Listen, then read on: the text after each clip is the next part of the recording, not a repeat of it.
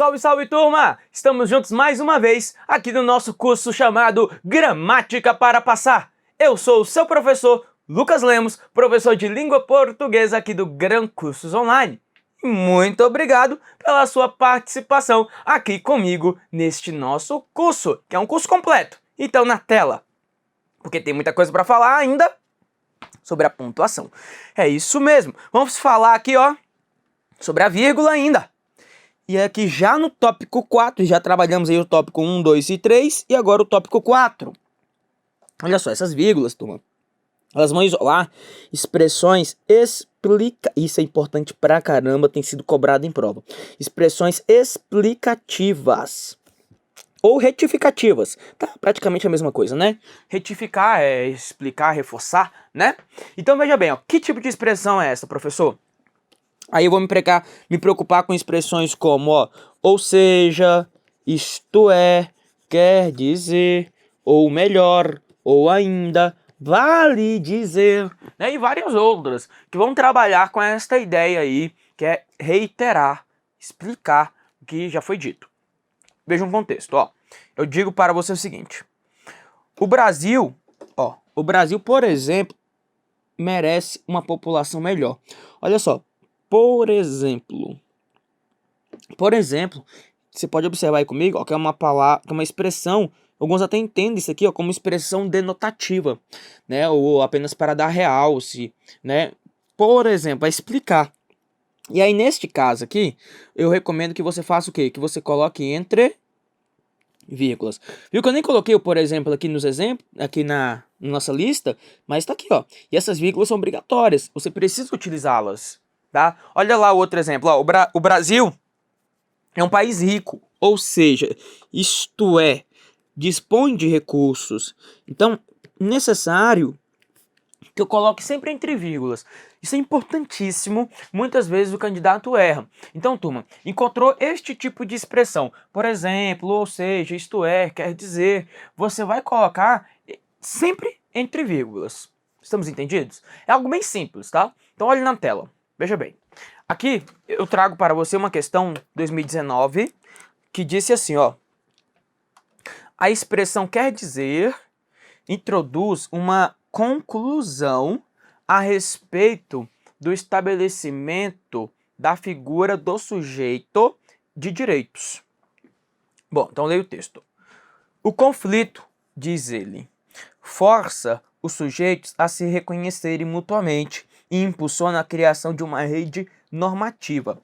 Quer dizer, olha só, quer dizer é uma ideia o quê? Não conclusiva, não. Ela é uma ideia explicativa. Professor, mas não tem que ficar entre vírgulas? Sim, mas aqui tem um ponto final e depois a vírgula, adequado, tá? Mas a ideia não é conclusiva. A ideia é sempre uma ideia explicativa. Tá? Sempre uma ideia explicativa. Isso significa que a questão 162 é uma questão errada, porque o que temos aqui é uma ideia explicativa, tá? Então, expressões como ou seja, isto é, quer dizer, trabalham com a ideia explicativa. Legal, professor. Vamos à questão 163 MPU 2018. Veja o que trouxe a questão. É uma boa questão e é uma questão até que gera uma polêmica. Gera uma polêmica por muitas vezes o candidato não prestar atenção na própria pergunta também. Olha só, no penúltimo período do texto, a correção gramatical, ó, veja bem, correção gramatical, tá? A correção gramatical estaria preservada se, logo após a forma verbal pensarmos, fosse inserida a expressão, por exemplo. Então, quer colocar aqui, ó, a expressão por exemplo, tá? Desde que excluídas a expressão, né? Desde que excluída a expressão, excluídas a expressão apenas como exemplos e a vírgula que a antecede. Isso aqui, ó. Então, ele quer excluir essa vírgula e a expressão aqui, ó, apenas como exemplos. Então, eu vou ler o texto aí na íntegra com você e vamos observar o que ele fala, tá?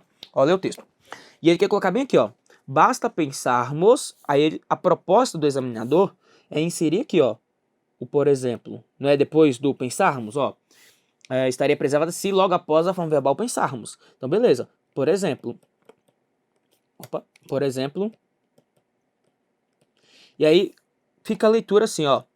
Basta pensarmos, por exemplo, nas relações entre norte-americanos e latinos imigrantes, entre franceses e os povos vindos do norte do continente africano, que buscam residência em países estrangeiros. Olha só, professor, muda o sentido, não muda? Mas ele está cobrando questão de sentido? Não está. Esse é um primeiro ponto aqui muito importante. Ele não falou de sentido, ele falou de correção gramatical. Isso daqui é algo que eu trabalhei com você nas aulas passadas e que eu mostrei para você que eu não posso tirar um adjunto de uma oração e deslocar para outra, porque quando eu desloco eu mudo o sentido. Isso aí eu te mostrei. Só que o examinador aqui na questão, ele não fala sobre sentido. Em nenhum momento ele falou isso. Ele falou para mim, ó, a correção gramatical seria preservada. Ou seja, está falando em correção gramatical.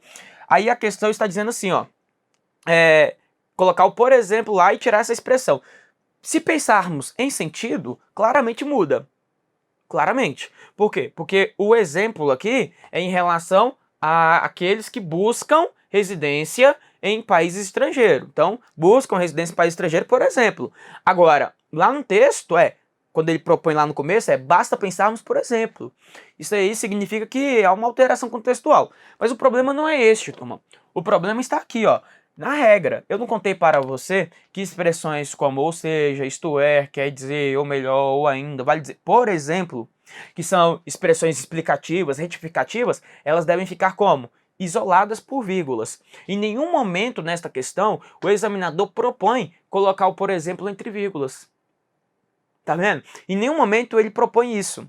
Ficamos aí então, ó, uma questão errada, só porque ele não falou sobre a inserção da vírgula. Leia a pergunta, ó. A correção gramatical seria preservada se, logo após a forma verbal pensarmos, fosse inserida a expressão por exemplo. Aí ele fala, desde que você exclua esta vírgula e este resto aqui, que é apenas como exemplos. Agora, não posso só chegar e colocar a expressão. Vamos na tela e observe comigo que é uma questão errada.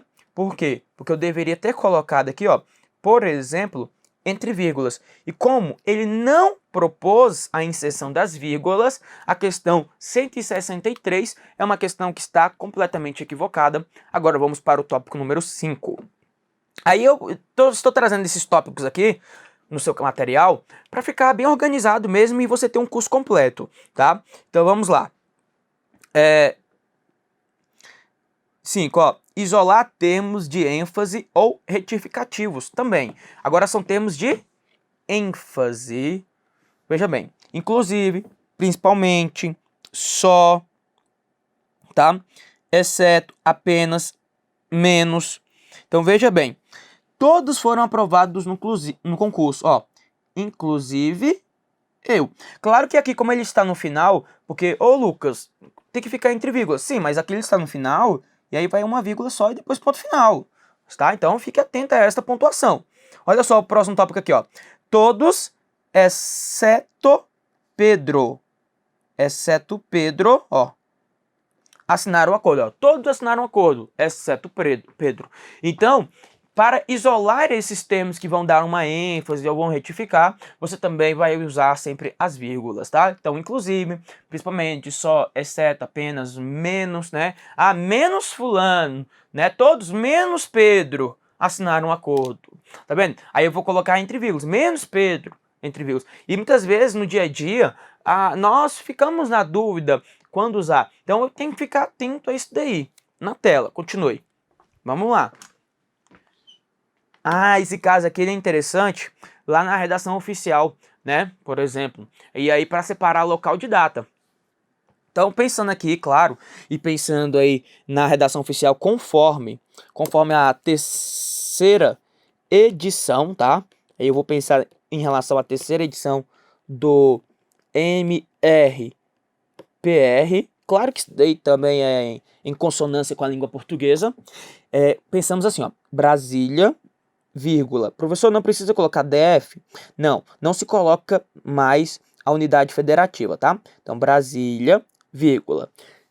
Uma data aqui genérica, 1º de janeiro de 2019, tá? Tem que ser exatamente do jeito que eu coloquei.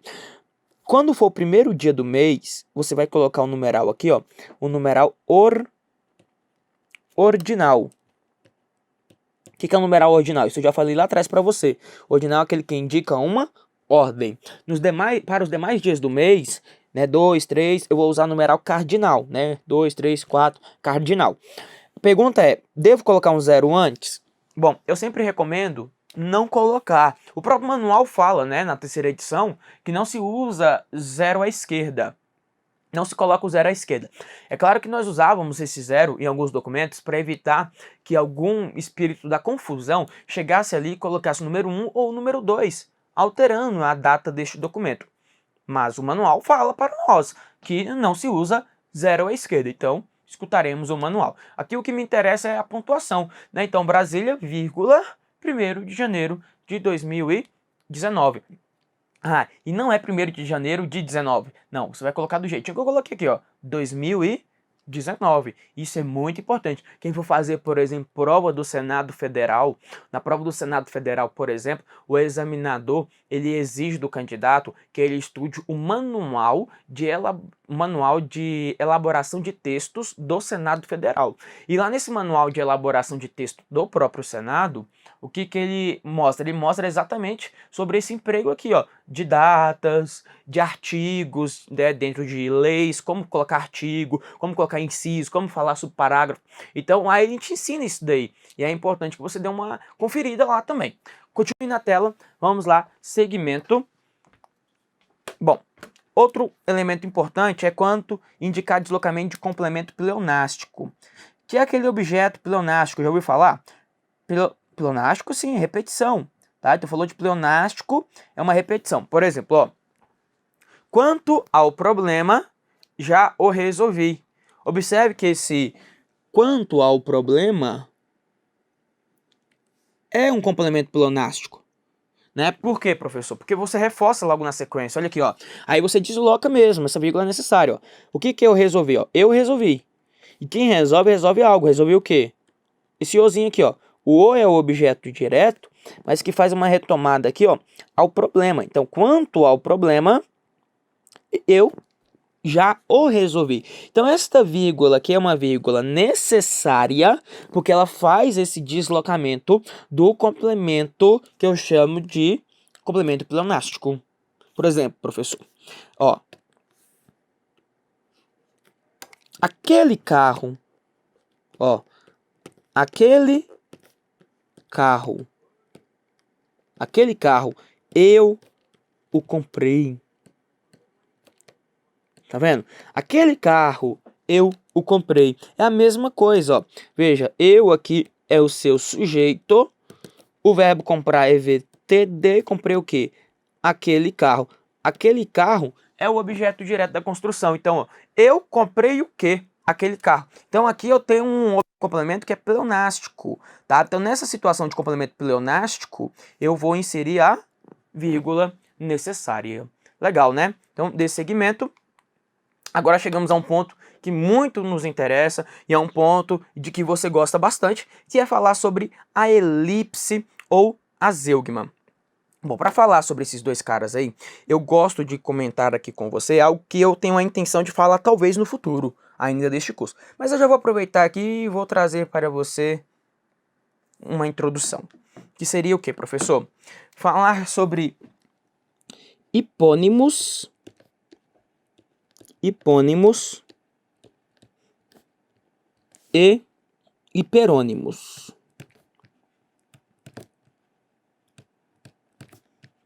Isso aqui vem muito no seu edital, né?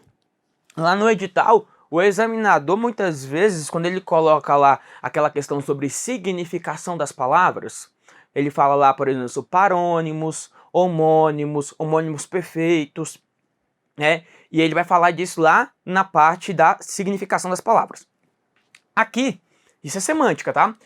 Eu tenho lá a relação de hiponímia e a relação de hiperonímia. Isso mesmo. Nós temos relações de sinonímia e antonímia e temos relações de hiponímia e hiperonímia. Vamos entender bem esses dois aqui. Temos hipônimos e hiperônimos. Para não esquecer, para você não esquecer e aprender de uma vez só aqui com o seu professor, é pensar assim, ó. Você tem um supermercado e você tem um hipermercado, quer dizer, hiper maior. Concorda? Ó, Tem um super, tem um hiper. Hiper quer dizer amplo, sentido maior, sentido mais amplo. Então, quando eu falo hiperônimo, é um sentido amplo. Hipônimo é um sentido restrito. Nós estudamos muito isso lá nas aulas de raciocínio lógico. Veja na tela. Na aula de raciocínio lógico, você pode acabar estudando o seguinte. Ó, aquela história daquilo que está contido e daquilo que não está contido. Como assim, professor? Todo A é B, mas nem todo B é A. Lembra disso? Não lembra, professor. Então vai se lembrar agora, ó. Observe bem. Imaginemos que neste ponto aqui, neste conjunto, lá na teoria dos conjuntos, eu queira falar sobre brasileiros. Mas a verdade é que eu não quero falar sobre o brasileiro. Eu quero falar sobre o nordestino. E aí o que eu penso? Todo nordestino é brasileiro, mas nem todo brasileiro é nordestino. Ó, imaginemos que eu queira falar, na verdade, sobre o cearense. Todo cearense é nordestino, todo cearense é brasileiro, mas nem todo brasileiro é cearense, nem todo nordestino é cearense. Então, isso daí que a gente estuda lá na aula de raciocínio lógico. Agora, aqui na língua portuguesa, o que nós vamos entender? Que cearense é um termo restrito, nordestino é um hiper, brasileiro é outro hiper. Ou seja, hiperônimo é um sentido amplo. Isso é importante, por exemplo, ao estudar elementos de coesão. Porque são recursos coesivos. Por exemplo, na tela. Quando eu digo assim, ó, observe que o deputado disse que a justiça cometeu um erro ao acusá-lo. O deputado disse que a justiça cometeu um erro ao acusá-lo. Esse parlamentar disse ainda que tomará as devidas providências. Olha só, quem é o parlamentar? É o deputado que diz que a justiça cometeu um erro. E aí eu posso perceber, ó, que todo deputado é parlamentar, mas nem todo parlamentar é deputado. Concorda comigo? Ó? Todo deputado é parlamentar, mas nem todo parlamentar é deputado. Ou seja, eu posso afirmar para você que parlamentar é um hiperônimo de deputado.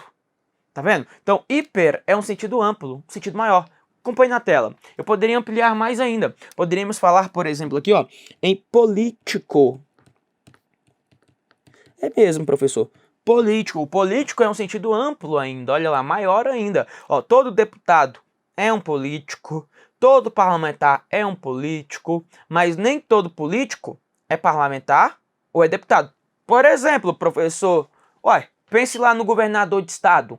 O governador é um político, mas não é parlamentar. Está vendo? Então, isso aqui é a relação de hipônimos e hiperônimos. Claro que eu vou anotar no seu caderno para deixar bem marcado, bem claro isso daí, para que eu também possa entender aqui a questão da elipse e da zeugma na tela. Olha só. Então, eu deixo anotado aqui para você que o hipônimo, hipo, é um sentido restrito. Hiperônimo é um sentido maior. É o sentido amplo. Agora, vamos pensar e voltar para a nossa aula de pontuação e pensarmos aqui em relação à elipse ou à zeugma. Que, na verdade, o que é elipse e o que é zeugma? E aí é importante anotar o conceito. O conceito é fundamental para nós. Então, vou deixar aqui, ó. Elipse. E aqui, zeugma. Nós já até falamos, por exemplo, sobre o sujeito elíptico, né? Ah, professor, é verdade. Então, olha só. Elipse. Elipse é o quê? Elipse é subentender. Elipse é subentender. Você vai subentender alguma coisa. Agora, zeugma é subentender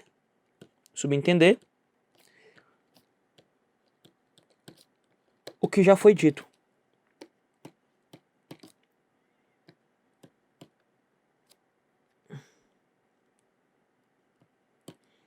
Então, olha só. Elipse é só subentender. Você só vai subentender. Agora, a zeugma, você vai subentender alguma coisa que você já disse no texto. Aí você pode pensar o que, professor? Você pode pensar que toda zeugma é uma elipse, mas nem toda elipse é zeugma. Não entendi, professor. Veja bem, a zeugma não é só subentender, a elipse não é só subentender? Elipse é só subentender alguma coisa. Agora, a zeugma é subentender aquilo que já foi afirmado. Olha o exemplo aqui, ó. Na minha frente, uma enorme fita. Subentende alguma coisa aqui? Ah, professor, na minha frente tem uma enorme... Não, para com isso. Para com isso. Eu já falei para você que o verbo ter, ele não pode apresentar o sentido existencial. A língua portuguesa nos oferece outros verbos para trazer a ideia de existência, como o verbo haver, o verbo existir, o verbo estar. Posso até usar o verbo estar, dizendo, olha, na minha frente estava uma enorme fita. Até o verbo estar, mas o verbo ter, não. Eu posso usar aqui o verbo haver. Pronto, haver. Olha na tela. Olha lá. Em vez de usar na minha frente, tem. Não, isso não. Na minha frente tem uma enorme fita. Não. Na minha frente, ó, há uma enorme fita. Então temos aqui dentro uma elipse que nós chamamos de quê? De elipse verbal. Isso aqui é uma elipse verbal, né? Na minha frente há uma enorme fita. Existe uma enorme fita. Agora veja bem, neste contexto, a zeugma? Não, professor, não existe zeugma. Por que não existe a zeugma? Porque o verbo haver, ele não é mencionado antes no contexto. Então, neste caso, não há a zeugma. É isso mesmo. Toda elipse pode ser uma zeugma. Na verdade, assim, ó, não vamos fazer bagunça, né? Vamos fazer bagunça. Elipse e zeugma. Elipse é só subentender. E zeugma é o quê? Subentender o que já foi dito. Ou seja, toda zeugma é uma elipse. Mas nem toda elipse é zeugma. Olha o exemplo aqui, ó. Isso aqui é uma elipse. E é zeugma? Não, porque não foi mencionado. Legal, né? Interessante. Bom, continue aí comigo, por favor. E vamos aqui ao exemplo. Deixa eu ver aqui se eu tenho alguma tela branca. Não tenho nenhuma tela branca, então vou usar aqui mesmo. Vamos usar aqui mesmo, ó. Pronto, não tem tela branca. Vai aqui mesmo. Vamos aqui, olha só. Turma, você gosta lá do cantor Belo? Conta pra mim. Do Belo. Eu gostava muito do Belo lá na época do Soweto. Você se recorda deste tempo? Soweto, professor? Lá do Soweto. Quando o Belo era famoso no Soweto, né? Tempo bom, lá no Soweto. Legal. Veja bem, Belo lava pratos. Eu também gosto de Só Pra Contrariar. Belo lava pratos. Alexandre Pires. Ô, professor, você não tem o que fazer com esses exemplos não, né? Olha só. Belo lava pratos, Alexandre... Alexandre o quê, professor? Alexandre Lava Pires, né? Então aqui eu tenho uma elipse verbal. Posso falar que tem zeugma aqui dentro? Claro que posso, é uma zeugma. E o que é uma zeugma? A zeugma é a omissão de um termo já mencionado no texto, né? A subintenção de um termo que já foi dito dentro do contexto. E este verbo aqui, ó, observe que ele já é mencionado anteriormente lá no contexto. Então, ó, Belo lava pratos, Alexandre, o quê? Lava Pires, professor. Então, é isso que eu quero que você observe comigo. Toda zeugma, e aí eu posso falar que toda zeugma é uma elipse, mas nem toda elipse é zeugma. Lembra da teoria do conjunto? Ó, elipse é o maior e a zeugma é o menor. Por quê? Porque toda zeugma é uma elipse, mas nem toda elipse é zeugma. Que é exatamente isso aqui que eu mostrei para você na relação de hipônimos e hiperônimos. Acredito que agora eu já possa responder questões com você. Então, na tela. Questão 164. Diz assim, ó. A vírgula depois da oração e mantê-la saudável indica que essa oração constitui um aposto explicativo para a oração anterior. Então, está dizendo que a vírgula depois de mantê-la saudável está marcando para nós uma ideia de aposto. Leia o texto. Investir no país é considerado uma burrice. Constituir uma família e mantê-la saudável, um atraso de vida. Um atraso de vida é aposto? De jeito nenhum. Olha só o que temos aqui, ó. Leia novamente esse texto. Investir no país é considerado uma burrice. Constituir uma família e mantê-la saudável, um atraso de vida. O menino fica pensando lá no exemplo aí da prova e acaba errando, né? Para com isso. Ah, isso não é atraso de vida, não. Para com isso. Presta atenção no contexto, tá? Então, investir no país é considerado uma burrice. Constituir uma família e mantê-la saudável é... Olha só. A forma verbal aqui, ó. É considerado um atraso de vida. Ou seja, nós podemos afirmar que aqui dentro ocorre uma elipse verbal. Então você elimina o verbo e no lugar você coloca uma vírgula. Chamamos isso de elipse verbal e posso conhecer aqui também como zeugma. Zeugma, a omissão de um termo já mencionado antes no texto. Ó, questão 165. Disse assim para mim. A vírgula antes do termo o linguístico tem a função de marcar um verbo subentendido. Mesmo papel que desempenha no seguinte exemplo. Veja, a formiga é trabalhadora, a cigarra cantora, ou seja, a cigarra é cantora. Então aqui dentro, de fato, ocorre a elipse verbal. Aqui dentro, de fato, ocorre uma elipse verbal. A formiga é trabalhadora, a cigarra é cantora. Agora, veja mais. Veja aqui um contexto. No entanto, professor, essas vírgulas aqui do no entanto. Eu vou falar disso mais à frente, lá quando eu for falar sobre o período composto, tá? Mas essas vírgulas aqui são obrigatórias, até porque esse no entanto está deslocado, tá? Então, sempre quando ele estiver deslocado, você vai colocá-lo entre vírgulas. Isso é importantíssimo, isso cai em prova, o examinador tem o hábito de perguntar. Eu vou até trazer questões sobre isso daí, ó. Então, esse no entanto, ele tem que ficar entre vírgulas mesmo. Então, leia o texto. Há, no entanto, um preconceito que parece ser mais resistente do que os outros, o linguístico.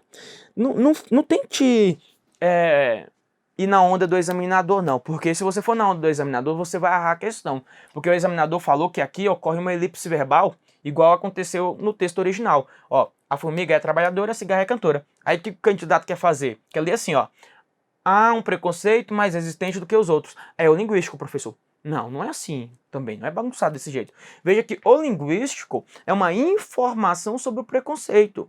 E aí me diga, quem é que tem o papel de reforçar um termo anterior no texto? Quem tem o papel de reforçar na tela? Acompanhe comigo. Veja que o linguístico é uma informação sobre o que seja este preconceito. E significou que aqui dentro eu tenho um aposto, até um aposto chamado de aposto explicativo. Nós precisaremos reforçar muito isso ainda. Quer dizer que essa questão aqui, ó, 165, é uma questão equivocada, errada. Vamos à questão 166. Disse a questão. No trecho, no egoísmo, eu sou tudo e os outros são nada. Seria correto suprimir a segunda ocorrência do verbo ser. Ó, ele quer retirar a segunda ocorrência do verbo ser, tá? Então veja bem. Tá, cadê a segunda ocorrência? Tá aqui, ó, são. Então, nesse caso, o emprego da vírgula seria, logo após outro, seria necessário para marcar a elipse do verbo. Então, o que ele está propondo a você? Ó? No egoísmo eu sou tudo, e os outros, nada, tá? No egoísmo eu sou tudo e os outros são nada. Tá vendo essa vírgula aqui, ó? Essa vírgula marca no contexto a elipse verbal, conhecida também como zeugma, por quê? Que já foi mencionada no texto. Então, essa questão 166 é uma questão que está perfeita, que está adequada, e vamos à questão 167, 167. Traz assim, ó. Alguns acham que ele ainda está vivo. Outros o quê, turma? Outros acham que o terrorista havia morrido há muito tempo. Bom, no fragmento acima, a vírgula empregada após a expressão outros ocorre para marcar o quê? Letra E, ó, a zeugma. Ou seja, tá vendo, ó? Ou seja, aqui entre vírgulas. Por quê, professor? Porque isso daqui é um reforço, né? Uma explicação. Isso é uma ideia explicativa. Cuidado pra você não falar que é conclusiva. Isso é explicação. Isso aqui tem um nexo explicativo, tá? Então, a zeugma, ou seja, a omissão de um termo já mencionado anteriormente no contexto. Então, a letra E da questão 167 é a sua resposta. E vamos aí à questão 168. Diz a questão 168. Isso é a questão 68 para fecharmos aqui o bloco, tá? Em qual dos trechos a seguir a vírgula foi empregada para marcar a omissão do verbo? Então, vou ver qual é o trecho que marca a omissão do verbo, tá? Aí tem que ler cada texto deste aqui e ver qual que vai marcar a omissão do verbo, ó. Bom, assim que qualquer espetáculo termina, olha só, isso aqui é um deslocamento, ó. Tem uma marcação de tempo aqui, ó. Eu vou falar disso aqui já é período composto, tá? O verbo terminar aqui, ó.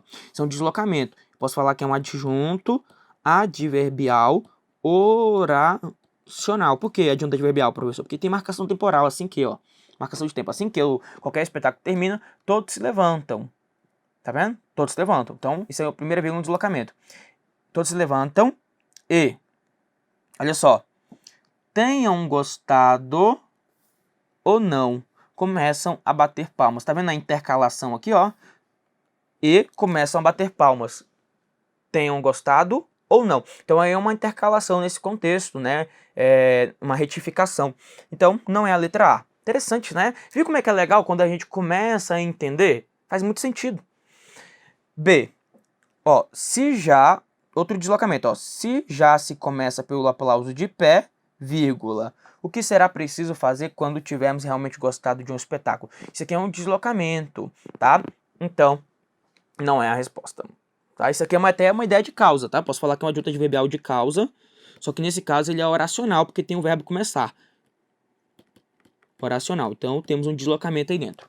C. Tenham gostado ou não? Isso aqui é aquela vírgula que acompanha lá, ó. A letra A. Tinha uma vírgula aqui, lembra? Tenham gostado ou não, vírgula, vírgula aqui, ó.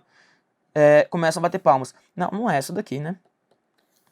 Então pronto, não é A, não é B e não é C. D. Neste momento, ó, você sabe que é uma adjunta adverbial deslocado, então a vírgula que é necessária, né? Nesse caso aqui, como é de pequena extensão, é até facultativa, mas eu gosto de colocá-la, tá? Bom, não é a letra D, resta-nos a letra E, ó. O cinema nunca foi sua primeira opção. Daí ter feito poucos filmes. Bom, aqui, turma, veja bem, ó, o cinema nunca foi, é uma oração, depois tem outra oração. Eu até prefiro, ficaria mais claro, pelo menos do meu ponto de vista, se usássemos aqui ponto e vírgula, ó. Eu acho que ficaria bem mais interessante. Por quê? Porque eu estou marcando as orações coordenadas, ó. O cinema nunca foi sua primeira opção. Daí ter feito poucos filmes. O que acontece? Isso aqui é até uma marcação conclusiva, tá? Eu até enxergo aqui dentro uma conclusão, ó. Aí é a leitura, a interpretação, ó. O cinema nunca foi sua primeira opção, por isso ter feito poucos filmes, tá vendo?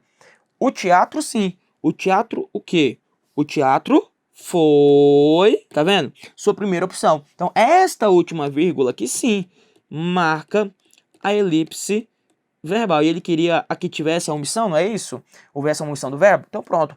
A letra E é a resposta adequada para a questão de número 168. Legal, né? Eu acredito que agora nós estamos pelo menos na metade do nosso curso. E é interessante que nós já fizemos aí 160 questões. Então vamos fazer aí mais umas 160 pela frente. Isso significa que tem questão pra caramba e o nosso curso deve terminar aí por volta das suas 300 questões comentadas aqui comigo, além da teoria. Mas é um curso realmente completo. Então eu aguardo você no nosso próximo bloco para continuarmos o nosso estudo. Até já!